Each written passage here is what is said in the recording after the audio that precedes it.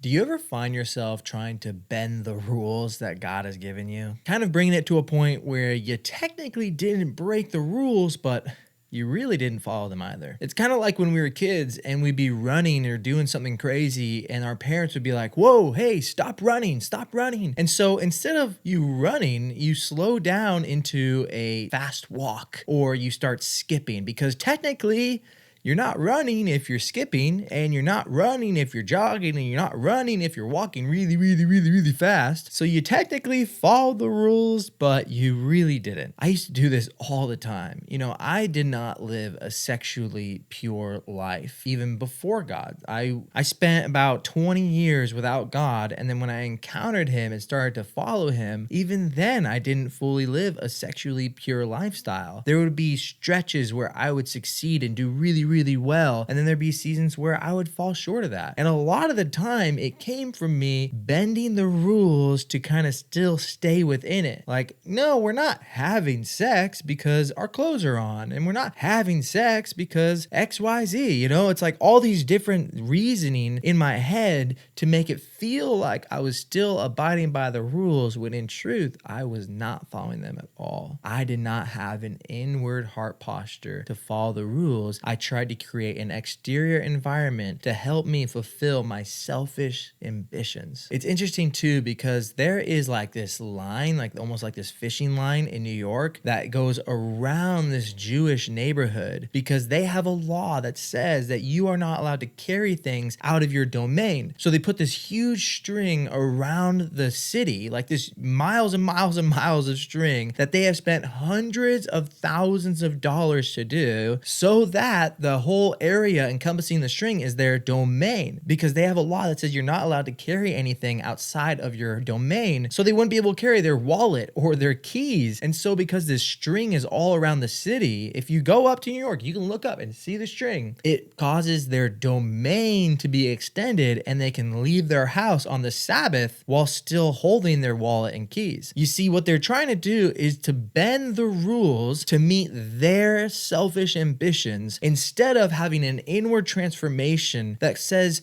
actually, I'm going to abide by this law as wholly and fully as I possibly can, and I'm not going to try and bend it in any way. I'm just going to submit to it. But instead, they're bending it to fill their selfish needs. And we do this all the time. I have done this so much. And it's funny because this is one of the main things that Jesus pressed upon. And typically it's something that we tend to ignore in scripture. I know I did. I would just skim over this piece of scripture and be like, yeah, okay, that's a little intense. Maybe that's for them. I'd try and find any excuse to not follow his words. And it's interesting because he would talk about the law that they knew it as, and then he would raise the bar. And a lot of the times we look at that and be like, God, you're making that impossible for me. I can't follow that. And in truth, you can't alone. But the point of it, the whole point of him mentioning all these things, was to have an inward transformation in our heart, a transformation that takes place that causes us to want to abide within the guidelines that he sets for our life. It is the heart posture of transformation that God has always sought for us. It's having the law written on our heart. And just so you know, when the Old Testament mentions heart, it really refers to your mind. So having the law always on your mind continuously, the commands that God has for us, because he said, if you love me, you will obey my commands. But typically the reason we don't want to obey it is because we're being selfish. And one of the things I've learned so much in my time of disciplining myself to abide by God's laws and commandments is the times I don't want to follow them is the time that I want to be selfish. I'm putting my desires and my wants above what God wants. And I notice this too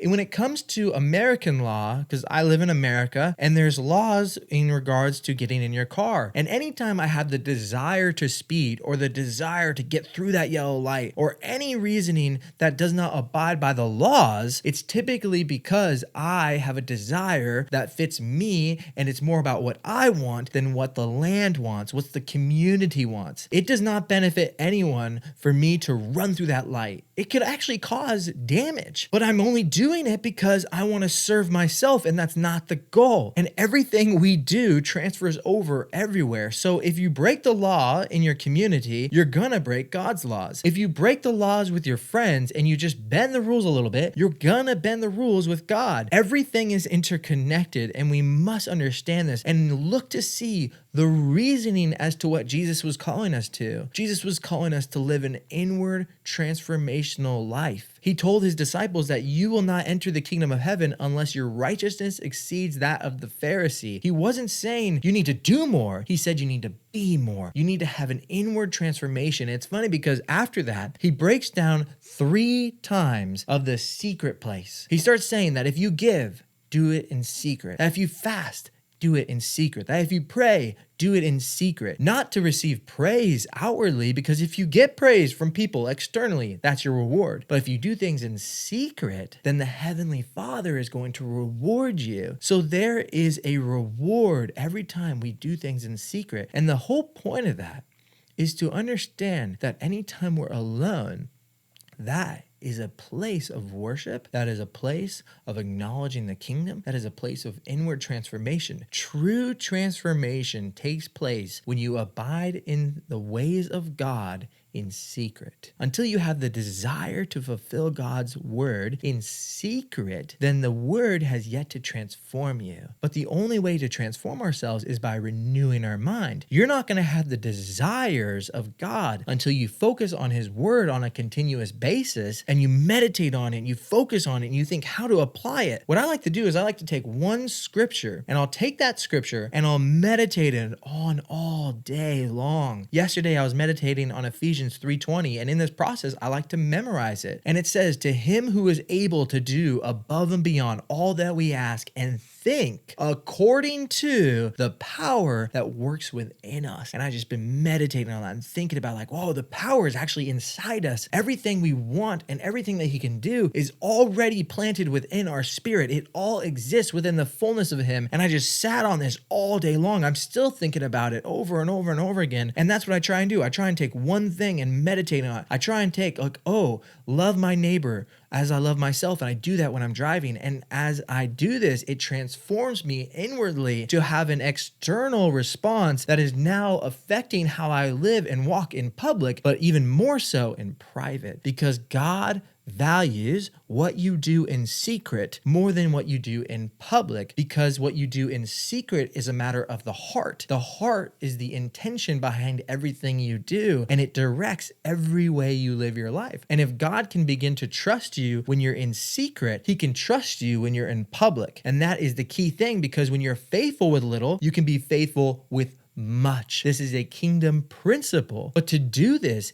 you need to focus on secretly improving yourself alone with God in your times of prayer, in your times when no one can see you. Are you seeking an inward transformation? Are you seeking to live a pure life? Are you only pure when you're around other people, or are you pure by yourself? Are you walking and seeing? It is so critical to renew your mind to God's truth, and you can't do that if you're distracted, if you're focused on other things, if you're mindlessly scrolling through social media for hours and hours, if you're watching TV and movies all day. There's a thing called the trade-off. You give up one thing for another. I was reading this book that was talking about how Southwest did this, the airline. They decided we're going to give up first class, we're going to give up luxury, we're going to give up meals so that we can lower our prices and make things affordable for our guests, and that way we can be competitive in the marketplace. So they gave up one thing for another, and we have to understand that every day there's a trade-off. You're either going to sit down and watch that movie, but you're trading off critical time with God in reading scripture, in meditating and transforming your life, or